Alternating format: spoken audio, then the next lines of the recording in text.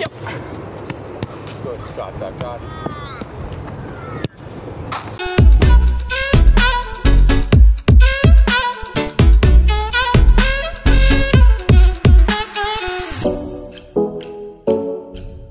Yo, what's going on, Team 20? I hope you're all super well. Starting the vlog a bit later today. I've been working hard for you guys. I'm just outside getting my training gear because we have training tonight. Ooh, still a little bit wet. I had to wash this stuff. It smells good, but it's wet. Anyway, as you guys know, I'm trying to get the cheapest possible shipping, and it looks like I can get worldwide shipping for around $10. It's not confirmed yet. And then in Australia, it's going to be from like $2 to $5. So that's pretty damn cheap. If you look at everywhere else, that's pretty much what they're charging. So look, I'm okay with that. It's not too much. It's going to arrive in good time, and it's in good hands as well. So that is awesome news. Oh, and then for anyone that didn't know what I was talking about, it's the Steps grip socks, which are coming out very, very soon. Looking forward to releasing those. I'm just going to hang these up and put the fan on them just to dry them out a little more. Man, I also spent this morning analyzing the game on the weekend. That was extremely valuable. Learned so much there. I think that game, I learned a lot about what to do with the ball when I'm on it. Just the little things. I think my positioning overall was quite good. Defensively, a few things to look at as well. But hey, look, overall, I think I performed all right. Enough on that game, we're not going to talk about it anymore. We're focusing on next week because that is the most important thing now. So training tonight got cancelled. It's too wet, we're going to the gym, which means I got some ball work done just before, as you guys can see now.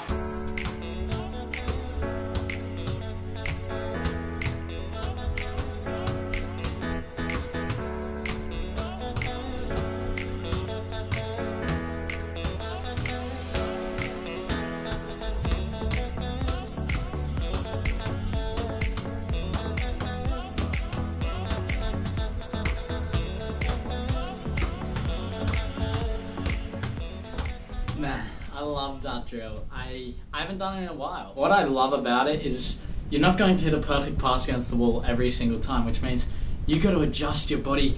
Your touch might have to be out here because that's where your body's positioned, and you got to have a good first touch to then set you up for the second one here. Or you're doing one touch, bang, and there's one out here that you got to bring around straight back to that player, we'll call it, and then you have to keep going. It's just so good for first touch adjustment. I absolutely love it. Make sure you guys are doing it. Sometimes I've done this for 40 minutes, sometimes I do it for 5 minutes. You kind of just do it until you get bored, so I'm gonna jump back to it. I'll chuck you guys back in real time. But apart from that, focusing on the session tonight, gym work, then I got sprint training tomorrow, training session on the field tomorrow, so I think overall it's gonna work out pretty good. I know I said we're gonna put the game behind us, but look, I have this clip of Papa Tweedy talking and discussing the game with me and you guys. I think it's some valuable information that I can learn from and, you know, show you guys as well. He was obviously there at the game filming, and, you know, everyone has their thoughts and opinions, and there's always something that you can take away from each and every single person. So, Papa Tweedy on the mic. Papa Tweedy, thoughts on the weekend's game? Take us through it.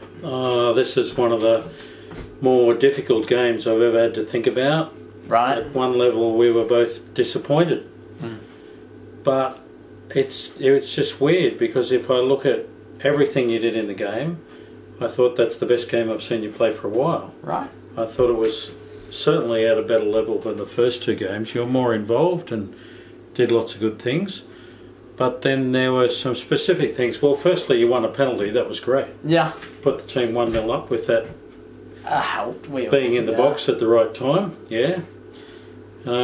Secondly, there were a couple of times when you could have, should have, might have scored. Should have. We'll put it at that. Maybe, but you know, you look at the best strikers in the world, they don't score more than half the ones they should have. Yeah, it is true. Everyone probably misses. saw about 3 in 10. There's a lot of times we've watched football and gone, oh, how do you miss that? And it's the, you know, you were kicking goals like crazy at training, get into a game situation, it's like, how can the best striker in the world kick it straight up over the bar? Because game situations are different. Yeah. And everybody looks at afterwards and says, including me, and says, should have done this, should have done that, but they're not there in that split second. Very true. And then there were a couple of situations where, well, I suppose you could say you lost the ball, and they indirectly, goals followed. I won't even say they led to goals. Yeah. It's not like you were a centre back who did a bad pass No. to the striker who kicked it in the goal. I had someone comment and say, look, you know, everyone loses the ball. It's just unfortunate that... Yeah. And then the other thing about that game was, certainly once, maybe twice. Once right down in the attacking corner, you got flattened. Yeah. The referee puts the whistle to his lips. Now, 9 times out of 10, that's a free kick. Of course. And he changed his mind. That should have been a free kick, I have no doubt.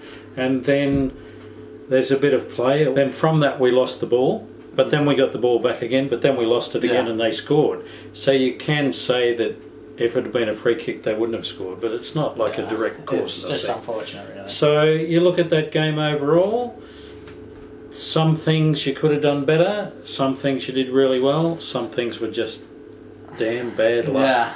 And, you know, come back next week. Better. Come back next week. Keep at it. Learn from it and that's it. So, okay. That's it. Now I'm going to flash you guys back one more time because that shooting session I did the other day with Pat and James actually filmed some extra angles and I want to show you the little edit there. I'll put his social links down in the description if you want to follow him. But yeah man, some of these shots are fire. I just need to produce this in the game. Anyway, here's the video.